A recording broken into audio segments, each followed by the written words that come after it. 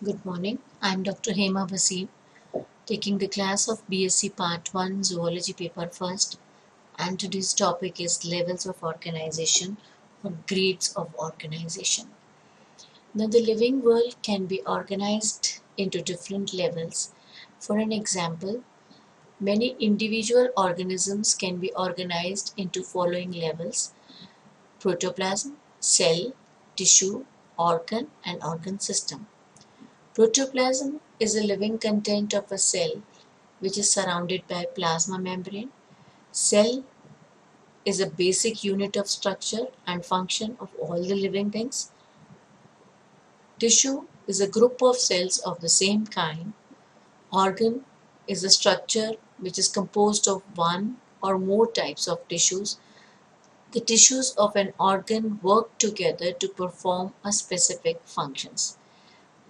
जैसे कि human organs में we can include brain, stomach, kidney, liver. Plant organs में हम इंक्लूड कर सकते हैं रूट्स को, स्टेम्स को और लीव्स को. Organ system is a group of organs that work together to perform a certain function. Examples of organ system in a human include skeletal system, nervous system and reproductive system. So in a brief, protoplasm एक living content है जो plasma membrane से घिरा हुआ है.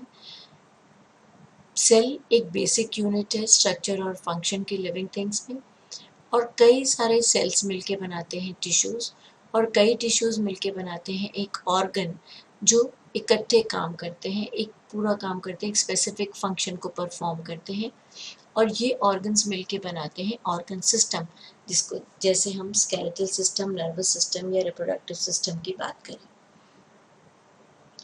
अब चलिए एक इंट्रोडक्शन ले लेते हैं इसका. पहले जब हम एम्ब्रियोनिक डेवलपमेंट में देखते हैं तो सबसे पहले डेवलपमेंट के टाइम जनरल ट्रेट पहले आता है और बाद में एक स्पेसिफिक कैरेक्टर अपीयर होता है. अब अगर हम जनरल ट्रेट की बात करें, for an example human embryo में देखें तो टिपिकल वर्टिब्रल ट्रेट जो होता है, वर्टिब्रेट ट्रेट होता है, that is the vertebral column. It develops first and later the typical character of mammal like hair etc. grow. So they make their appearance afterwards after the general trait. In the same manner, after the development of the mammalian characters, the typical human features also develop. So first of all general trait आता है, उसके बाद specific characters आते हैं, और इन general trait में हम vertebral column को ले सकते हैं, और specific character में कोई भी human बीइंग का कैरेक्टर, टिपिकल कैरेक्टर आ सकता है, जैसे हेयर्स. अब ऑर्गेनाइजेशन होती क्या है? हम जब लेवल्स ऑफ ऑर्गेनाइजेशन की बात कर रहे हैं तो कोई भी छोटे से छोटा कंपोनेंट किसी स्ट्रक्चर वाइज छोटे से बड़े की ओर एक पदानुक्रम तंत्र में जब अरेंज किया जाता है तो वो ऑर्गेनाइज कहलाता है या ऑर्गेनाइजेशन कहलाता है. So organization is the arrangement of smaller components any structure into larger ones and so on in a hierarchy. अब अगर हम एनिमल किंगडम में देखें तो हमने एनिमल किंगडम को दो सब किंगडम्स में डिवाइड किया था, एक प्रोटोजोन्स और एक मेटाजोन्स. प्रोटोजोन्स में प्रोटोप्लाज्मिक ग्रेड ऑफ ऑर्गेनाइजेशन पाया जाता है. मेटाजोन्स में हायर लेवल ऑफ ऑर्गेनाइजेशन पाया जाता है, जो ये चार प्रकार के हैं: cellular grade of organisation, tissue grade of organisation, organ grade of organisation और organ system grade of organisation. सबसे पहले हम देखेंगे प्रोटोप्लाज्मिक ग्रेड ऑफ ऑर्गेनाइजेशन क्या होता है.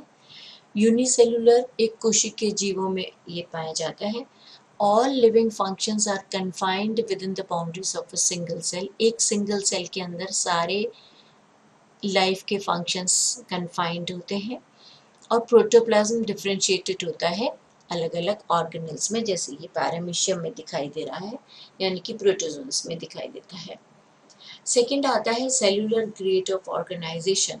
जब सेल्स एग्रीगेट हो जाते हैं और फंक्शनली डिफरेंशिएट हो जाते हैं तो डिवीजन ऑफ लेबर दिखाई देता है. This is what we can see in cellular grade of organisation. Third आता है टिश्यू ग्रेड ऑफ ऑर्गेनाइजेशन. जब aggregation of similar cells takes place, that is in definite patterns of layers, it becomes a tissue. यानी कि एक से sales जब किसी एक डेफिनेट पैटर्न में लेयर्स में एग्रीगेट हो जाते हैं, एकत्रित हो जाते हैं, ये सारे के सारे सेल्स जब इकट्ठे हो गए, न्यूरोसेंसरी सेल्स है, एपिथेलियो मस्कुलर सेल्स है, नर्व सेल्स दिख रहे हैं, ये सब जब एक साथ अरेंज हो जाते हैं तो ये टिश्यू का फॉर्मेशन करते हैं। और जब टिश्यू ग्रेड ऑफ ऑर्गेनाइजेशन पाया जाता है तो हम कहते हैं कि ये सारे के सारे tissue grade of organisation show कर रहे हैं। अब आते हैं ऑर्गन ग्रेड ऑफ ऑर्गेनाइजेशन। जब टिश्यूज एग्रीगेट हो जाते हैं और एक ऑर्गन फॉर्म कर लेते हैं तो वो कहलाता है ऑर्गन ग्रेड ऑफ ऑर्गेनाइजेशन। अभी हमने कहा कि सेल्स प्रोटोप्लाज्म से मिलके सेल बना, सेल से मिलके टिश्यू बना, और टिश्यूज से मिलके यहाँ पे ऑर्गन बनेगा। तो बहुत सारे टिश्यूज जब एग्रीगेट हो गए तो ऑर्गन का फॉर्मेशन करेंगे। This is known as organ grade of organisation. And the fifth one, last one, is organ system grade of organisation. जब सारे ऑर्गन्स एक साथ मिलके किसी एक फंक्शन को परफॉर्म करते हैं तो वो organ system grade of organisation कहलाता है। और इसमें systems associated with basic body functions के साथ डिपेंडेंट होते हैं। जैसे देखिए हमने यहाँ पे देखा, ये सलाइवरी ग्लैंड्स हैं, ये सलाइवरी ग्लैंड्स में tongue, parotid gland, sublingual gland, submandibular glands हैं, और फिर ये ईसोफेगस आया, और फिर ये स्टमक और ये intestine.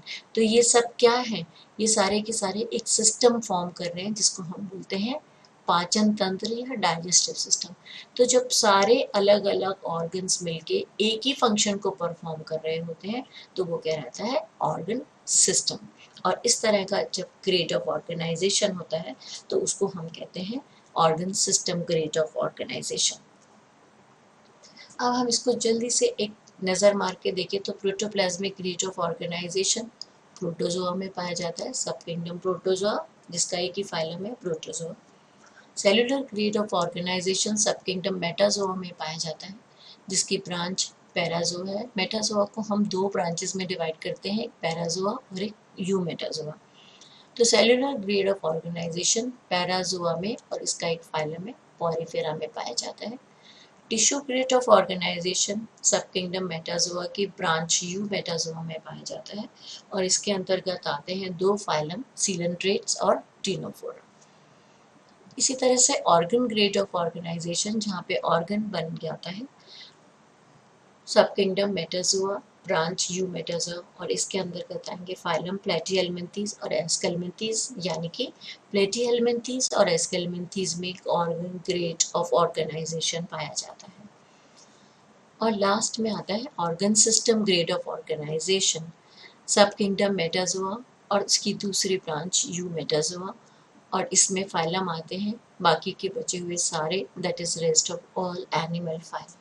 So there you can see this is the smallest unit of life, that is cell, which is giving cellular grade of organization. The second one is tissue in association of cells with the same general structure and function, that is tissue grade of organization. Then becomes the organ, an association of several tissue types that carry out a specific function, this is organ grade of organization. और जहाँ पे organ system बन जाता है तो उसको हम कहते हैं organ system grade of organization. तो organ system बनने के लिए ये सब ने मिलके एक organ system बनाया, cells मिले, cells ने मिलके tissue बनाया, tissue ने मिलके organ बनाया, और organ से मिलके organ system बना। Thank you.